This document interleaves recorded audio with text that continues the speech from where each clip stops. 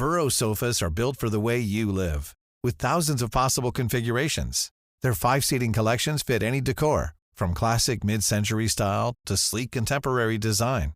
Burrow sofas are made to last and grow with you. You can add seats whenever and easily assemble your updated sofa with no tools needed. And free shipping always? That's just the cherry on top. Right now, save up to 50% during Burrow's spring sale at burrow.com/ACAST. burrow.com/ACAST.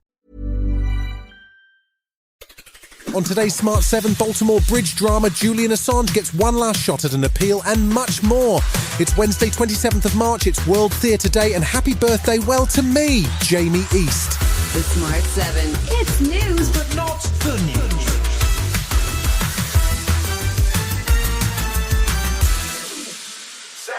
There was an incredibly dramatic incident on Tuesday morning in Baltimore, Maryland, as the Francis Scott Key Bridge collapsed after it was hit by a container ship. The bridge, which was 1.6 miles long, was constructed from steel and opened in 1977, but Maryland Governor Wes Moore said it had been fully up to code. There are at least 6 people from a construction crew who were working on the bridge still missing, and Baltimore Mayor Brandon Scott says it's almost unthinkable that this has happened. This is a tragedy that you can never imagine, but never would you think that you would see the Key Bridge tumble down like that. It looked like something out of an action movie. The bridge is a key piece of infrastructure for Baltimore, which is a critical transport hub for the US East Coast, and US President Joe Biden was quick to respond. I've directed my team to move heaven and earth to reopen the port and rebuild the bridge as soon as humanly possible. And we're going to work hand in hand to support Maryland and whatever they ask for. Prime Minister Rishi Sunak found himself forced into a mini reshuffle on Tuesday as 2 more ministers quit his government, Armed Forces Minister James Heappey and veteran Tory MP Robert Halfon, who had been Education Minister. Halfon also announced he'd be stepping down at the end of Parliament, making him the 63rd Tory MP to announce they'd be avoiding a re-election battle. Meanwhile, Rishi was busy battling with the SNP's Joanna Cherry over his troubled Rwanda plan at the Liaison Committee. She wanted to know why people from Afghanistan fleeing the Taliban are having to get to the UK via small boats. Your members of Parliament were whipped against voting for an amendment that would have prevented Afghans who had aided His Majesty's Armed Forces in Afghanistan from being sent to Rwanda. Is that something that makes you proud? I really disagree with that characterisation, and given we've just had all these debates in Parliament, I actually think characterising like that is deeply unhelpful. He also denied that there is a crisis in local authority funding, despite warnings that several large councils are facing bankruptcy, and said his overriding economic priority remains the control of inflation. There was some levity, however, when he was asked about former PM Liz Truss's assertions about the deep state. What are your thoughts or comments on your predecessor when she says she was undermined by, quotes, the deep state? Yeah, probably a question for her. I probably wouldn't tell you if I was, Will, would I? No, and I wouldn't. And we wouldn't tell anyone else either.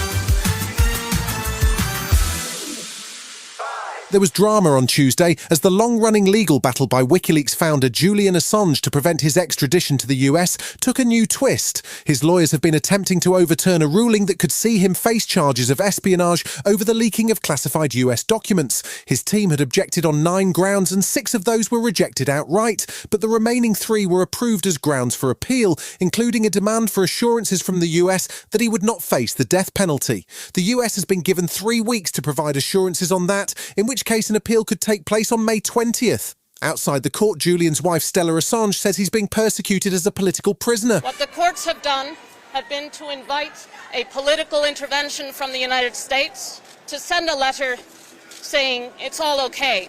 I find this astounding.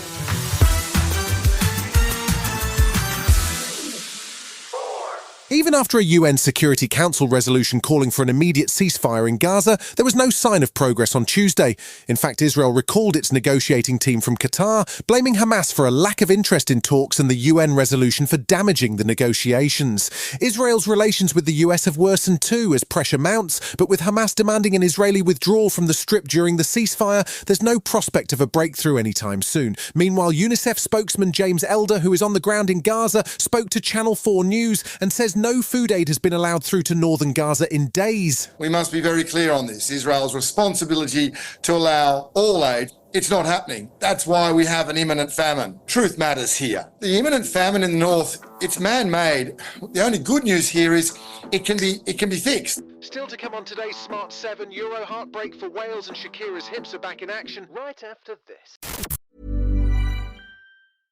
Now on Broadway, An Enemy of the People is a New York Times critic's pick. Jeremy Strong is one of the great actors of his generation, hails the Chicago Tribune. In a performance the Wall Street Journal praises as powerfully affecting and bitterly funny. Michael Imperioli sets off sparks, cheers the Hollywood Reporter. Victoria Pedretti is luminous, raves variety. From director Sam Gold and playwright Amy Herzog, An Enemy of the People is urgent, electrifying, and haunting, declares USA Today. An Enemy of the People, on Broadway through June 16th only.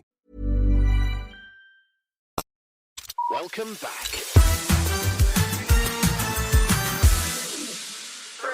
Tuesday night saw the final places decided for this summer's Euro 2024 tournament. Georgia faced Greece for the early game, which ended scoreless, but Georgia went through 4-2 on penalties. Ukraine faced Iceland and were fortunate to get a late goal that saw them win 2-1 and go through. Wales took on Poland and the game went to extra time after a goalless 90 minutes, but the Welsh lost 5-4 on penalties. Manager Rob Page says his team were disappointed but still have huge potential. It's a team that's going somewhere. They're so disappointed they're not qualified. They're hungry for it. They're hungry for success, qualification. And it's a team in transition, and they'll have learnt from those experiences tonight, as cruel as it is. But there's bigger and better things to come from this group.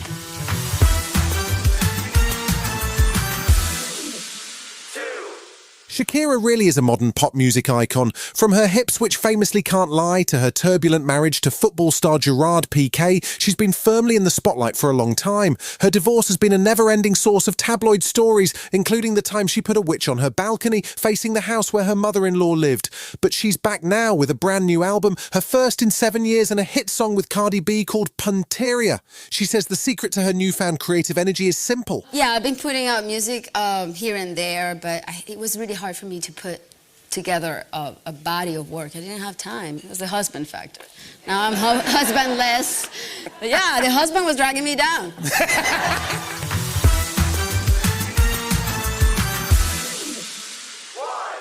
It's been almost 30 years since we first saw Will Smith and Martin Lawrence buddy up for the original Bad Boys movie. The classic action comedy had a sequel, then in 2020 a third movie, and now the duo are back once again, this time with Bad Boys Ride or Die. The fourth episode was in jeopardy for a while after Will Smith's real-life bad boy behaviour at the Oscars, but now it's due to drop on the 7th of June, with all the usual suspects returning. Expect fast cars, foul language and some snappy one-liners. We now have evidence that the late Captain Conrad Howard of Miami PD was working directly with drug cartels for years. Captain Howard's being framed. What the hell? He's texting us from the other side. No, he's not, Marcus. If you're seeing this, I'm probably dead. Come on. You've been listening to The Smart 7. We'll be back tomorrow at 7 a.m. Hit that follow button and have a great day. Give us 7 minutes, we'll give you the world. Now on Broadway, An Enemy of the People is a New York Times critic's pick. Jeremy Strong is one of the great actors of his generation, hails the Chicago Tribune. In a performance the Wall Street Journal praises as powerfully affecting and bitterly funny. Michael Imperioli sets off sparks, cheers the Hollywood Reporter. Victoria Pedretti is luminous, raves variety. From director Sam Gold and playwright Amy Herzog, An Enemy of the People is urgent, electrifying, and haunting, declares USA Today. An Enemy of the People, on Broadway through June 16th only.